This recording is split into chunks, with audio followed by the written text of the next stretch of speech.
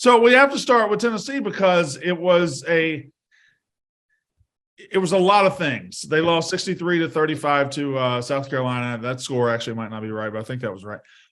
They lost 63-35 to South Carolina, and it was a case of instant karma. And I'll tell you why it was instant karma. Because yesterday, when TCU was struggling, when Michigan was struggling, when Ohio State was struggling, Tennessee fans were absolutely on their high horse, absolutely pointing around and saying, see, told you TCU wasn't any good. See, I told you Michigan wasn't any good. Told you Ohio State wasn't any good. And then they got absolutely cock-slapped right across the face by a South Carolina team who I thought was dead. I thought they were dead, Casey. I thought those Cocks were finished, flaccid, done.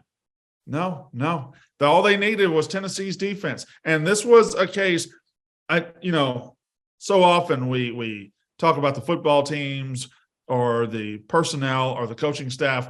With the Tennessee Volunteers, a lot of this story has been their fan base and how they act this year. And to watch them absolutely have to eat it, chef's kiss. It was delicious. It was delightful. You talk about needing a theme for yesterday, and it was the weekend of the year where we all looked at it and said, God, this slate's going to suck.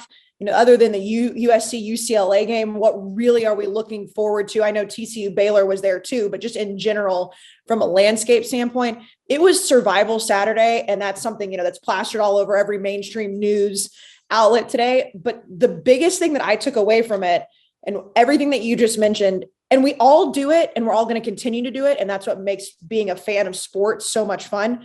But it is don't speak too fast. Don't throw stones in glass houses because it will come back to bite you. And it came back so many times yesterday, Tennessee being the main example because they ended up losing.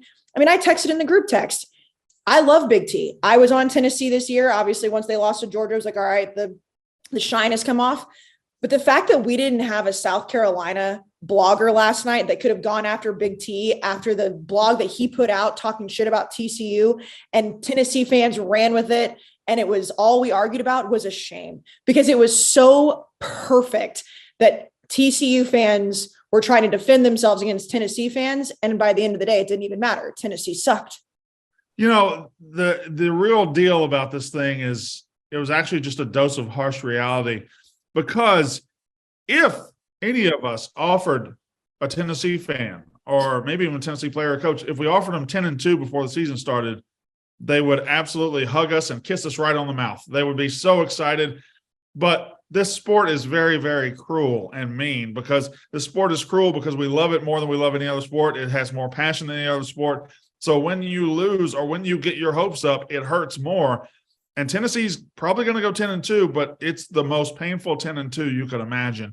It's tasting a bit of the honey, tasting a bit of the success, beating Alabama, getting to number 1 in the country, and then, oh yeah, we're not quite there yet. And that kind of stinks. Jack, I mean, you watched the whole Tennessee thing unfold. What do you think?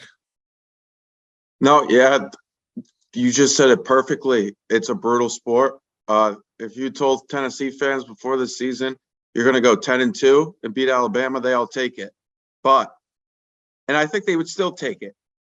That being said, and this season is still like a success, but man, it must suck right now. Like just absolutely, even for a team that didn't have high expectations this year, this sucks. I mean, and also I said this on the Unnecessary Roughness account. They've been making fun of Shane Beamer for literally this was a win for Shane Beamer in South Carolina and a loss for Tennessee that hurt. Obviously, this isn't a big rivalry game, but because Shane Beamer celebrated a third down stop down 28 last year, and Tennessee fans made fun of him for the past year, it even hurts even more. They had to just sit back and win 2 games on their schedule that I think anybody with a brain would have said they could easily win. That's all they had to do. So they lose a game, fine.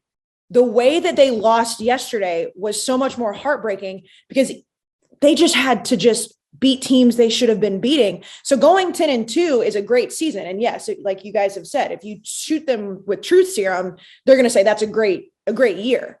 But it's the fact that, like, even though they lost to Georgia a few weeks ago, they just had to sit back. They didn't have to play for a conference championship. They didn't have to run it back against Georgia. They didn't have to do anything but beat South Carolina and Vanderbilt. That's it. And they could still potentially, and I know, Brandon, you've thought probably get into the college football playoff.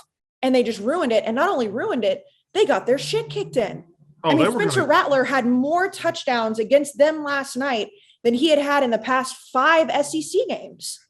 They were going to get in, and they're not now, of course. But yeah, that's a good point. South Carolina, Shane Beamer, Spencer Rattler. Spencer Rattler is a guy that we declared dead. He's had an awful year. He hasn't been very good. They haven't been able to score. And then that Tennessee defense is a giving thing, man. It's a very, very giving thing. And they gave Spencer Rattler the night of his life with something like 430, 40 yards, 6 touchdowns. I like just a ridiculous night for Spencer Rattler. But again, it's probably reality is reality. If Tennessee took that defense to the playoff, it would have gotten embarrassing. I guess it's better to get embarrassed in the playoff than in Columbia, South Carolina on November. But yeah, it's just instant karma, man. Tennessee gets beat, and now as far as the playoff, we don't have to talk about them.